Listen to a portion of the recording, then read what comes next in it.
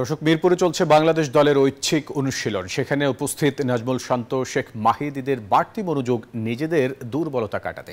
ঐচ্ছিক অনুশীলনের দিনে উপস্থিত ছিলেন হাতে গোনা কয়েকজন ক্রিকেটার। এদিকে পাকিস্তান সফরের সিদ্ধান্ত নিয়ে বিসিবি সভাপতির সাথে মিটিং সেরেছে পরিচালকরা।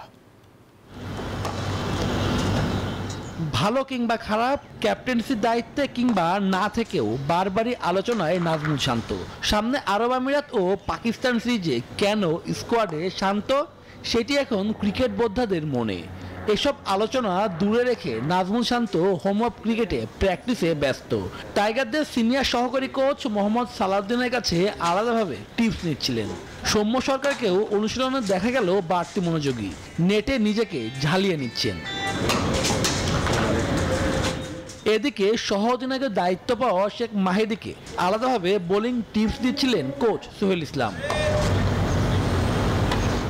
আরব আমিরাত সিরিজ নিয়ে শঙ্কা নেই, তবে পাক ভারত সংঘাতে চলতি মাসে বাংলাদেশ পাকিস্তান সফরে যাবে কিনা সেই বিষয়ে সিদ্ধান্ত নিতে পরিচালকদের সঙ্গে মিটিং সেরেছেন বিসিবি সভাপতি। শুভদেবনাথ, নিউজ 24, ঢাকা।